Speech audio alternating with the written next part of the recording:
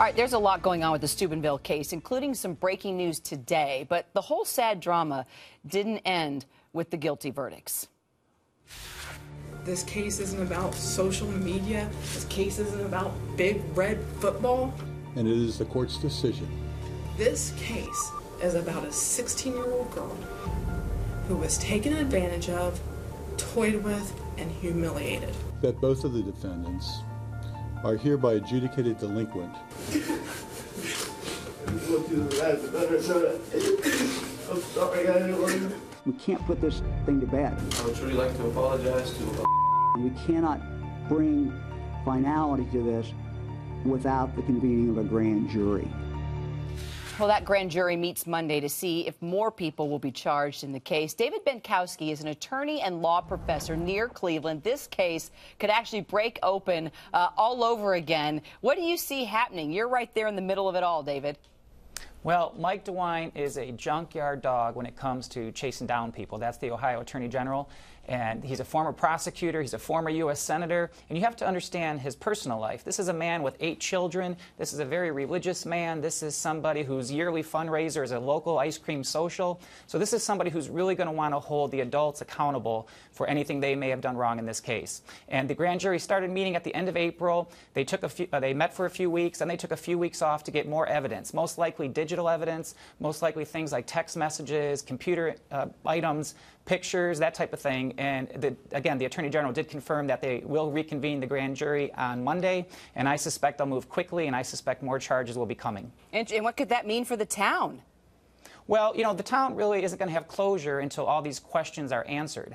You know, right now it's still an open wound, so the town wants to make sure that everyone who, you know, did anything wrong is held accountable, and then only after they even go through that process. And the process may come back that, you know, nobody else did anything wrong, but until that, they've gone through those motions, you know, it's still going to be an open wound, and so I think it's right to take one good look at everything and then put it to rest, and then they can start healing after that. All right, so here's the part, guys, the story that has so many people outraged. Rapist Malik Richmond gets at least a year of juvie, okay? The other teen, Trent Mays, at least 2 years for the rape and also taking the picture of the underage girl. But the young man who actually helped expose Steubenville's secret and then get justice for the victim, he could end up with 10 years in prison for allegedly hacking into the football team's fan page. John, something seems really wrong with that. Really wrong. You know, you don't see Superman charged with trespassing or you know, they don't do all that in the movies where somebody's going to be brought up on charges when Superman flies through the window. Well, right. You know, he invaded privacy.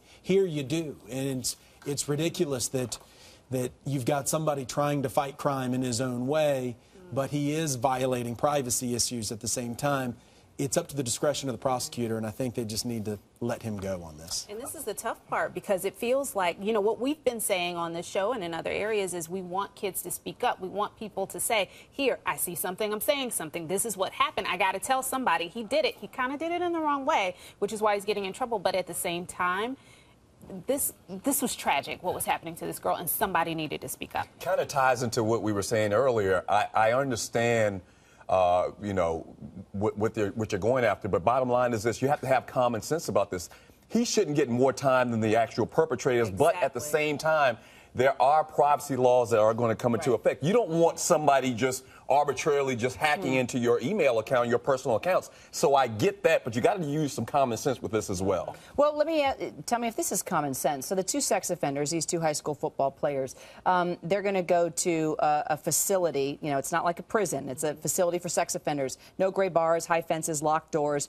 I was reading they're actually going to be called clients and not inmates. I mean, Dr. Tiff, do these guys deserve respect like that? They're not clients. They're not coming to someone's office and paying for services. Yes. I have clients in my office. These are inmates. They may be juvenile inmates, but they're inmates. And I think that they have to be faced with the reality and the severity of what they've done, and calling them clients, it totally kind of negates that. Can they be reformed? Can they be in this facility and come out fantastic young boys? Well, the fact that they're calling them clients, I have no idea what's going on in this facility. My thought is that anyone with proper treatment and care and you know, and punishment will be able to be reformed. But I don't know why we're calling them clients. Let's call it what it is. So, David, you're an attorney. John, you're an attorney. Let me ask you, David, you know, once they get out, Trent Mays, he's going to have to register as a sex offender every 6 months for 20 years. A judge ruled on that just a short time ago, apparently. Malik's hearing will come later. How would you decide on this, David?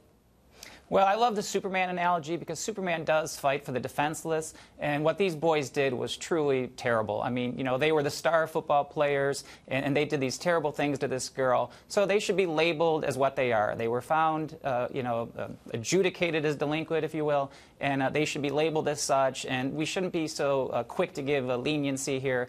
You know, a lot of this relates to the healing of the victim as well. You know, she needs to feel like there really was a price paid for what was done to her. So I'm much more strict than a lot of people would be, but they should be labeled as for what they were.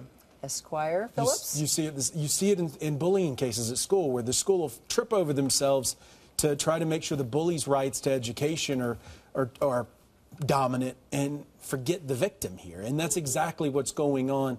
You know, you've got to rehabilitate. We don't want these teenagers winding up in the system forever. Right.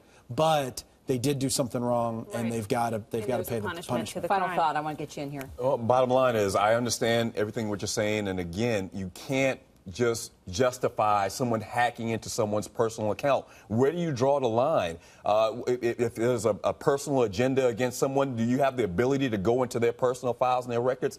I get that. So I understand both sides of it, but it just seems unfair that these guys, the guy that brought this to light, may end up doing more time or getting more time than the perpetrators. It doesn't not sound fair. right. Not fair. Doesn't sound right at all. Yeah.